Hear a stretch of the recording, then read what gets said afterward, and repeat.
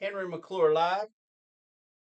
Going out to Mr. Van Wilson, Mr. Lowkey, and Thomas Henry Murrin. Looks like you guys are lounging around in the sun down a Mexico way. Oh, Mexico's that way. Down yonder. That's south, facing north. Merry Christmas from Henry McClure. Hey, Tommy, I think it's time to lose the hair hat. Look how sharp Mr. Lowkey looks with the natural look, you know? Just rub coconut oil on your head. They call a head a coconut. Coconut oil stimulates growth. Henry McClure Live. Okay, so listen to this, boys. This is from Brad Wilhite about Dylan Wilhite, Carrie Brennan of ICSC fame. Now, Carrie Brennan Wilhite. Listen to this. You got to listen to this. It's going to take a little while, but come on here. Our pregame player profile, we catch up with Kansas redshirt sophomore big man Dylan Wilhite as Jayhawks get set to wrap up the home non-conference schedule to take on Yale here this season. Dylan, great to see you. Wanted to catch up with you ever since we saw that first bucket in the Jayhawks uniform go down versus Manhattan. Obviously, that's been several weeks in the rearview mirror now, but back to that one because while you played some a year ago and made some nice defensive plays and rebounds, that was your first official bucket as a Jayhawk. Walk us through your memories of that season, Mel Marco. Yeah, it was a lot of fun. I think it was a Manhattan game. They threw the ball into me in the post, got fouled, hit one of the free throws, and then towards the end, I think the score was like 97. I think I got the 99th point, and we were trying to get 100. Everyone was, hyping it up. But yeah, Marco like threw a good lob pass, found me in transition, and got a little alley oop, little layup. So yeah, that was a lot of fun. That's fabulous.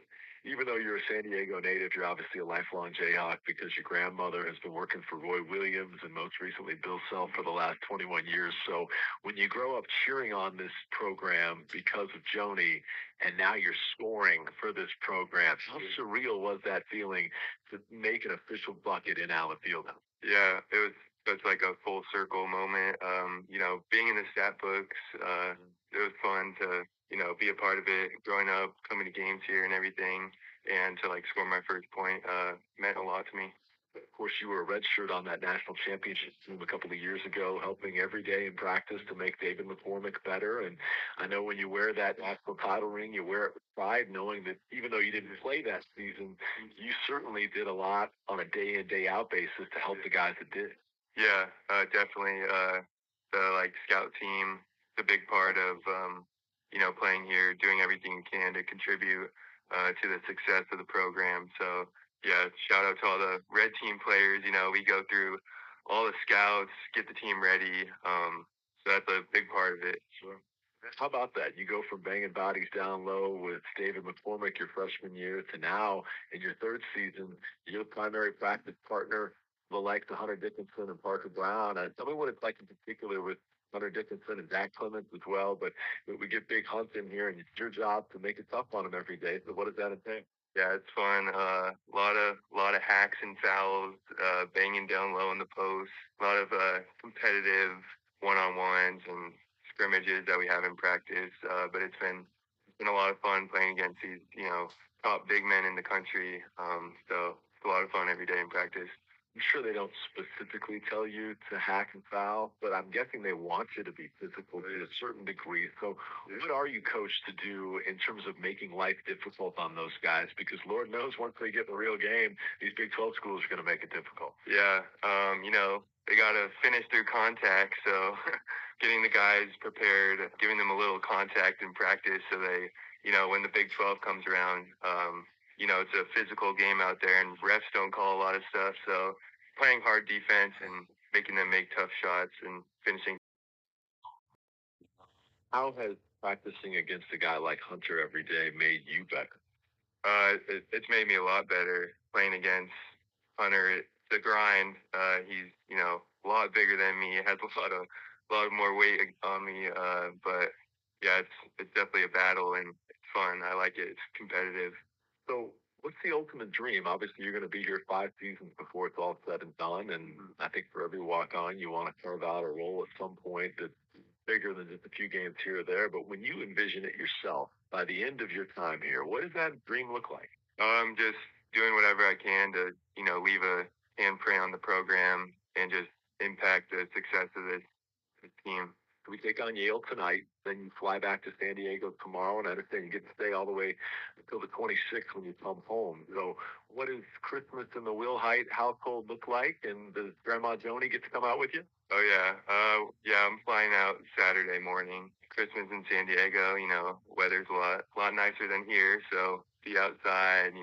Go for some walks along the beach. Maybe get some surfing in. I surf. Yeah, I surf a little bit. I was surfing in Hawaii when we were out there for Thanksgiving. But yeah, all my family will be there. Looking forward to it. Awesome. And what does Dylan Wilhite want for Christmas? It's clothes mostly. Maybe some new shoes. Yeah. Very good. Well, Yeah. you've really been a good Jayhawk. You deserve Santa to come visit. Hey, best of luck tonight with Yale. Thanks for all you do to make this program better. We really appreciate you, Dylan. Yep. Thanks for having me. Coming up, Fox Sports Network from Learfield. So the point of all that is, do you remember when we're walking around Lakewood Mall and you'd see a tall dude? You know, Dana's got him on security. Uh, remember the Jayhawks that were working for Mace Rich at Lakewood Mall? The students, you got to remember that. You too. I was talking about. I was just talking with a good friend of mine about, you know, good material and funny stuff, and he goes, Henry, your life is good material, but I need witnesses like you to live a long time. So when I sit down and actually write the book, and somebody calls bullshit, you can be the guys that come in and say, no, he really did that. That happened. Well, anyway, I love you both. Look like you're having a good time. Tommy, I love you no matter what, whether you got a funny wig on or not. But I'm live here in Topeka, Kansas. Having a little coffee, getting a little late, burning the midnight oil. Here we go. Hey, Happy New Year.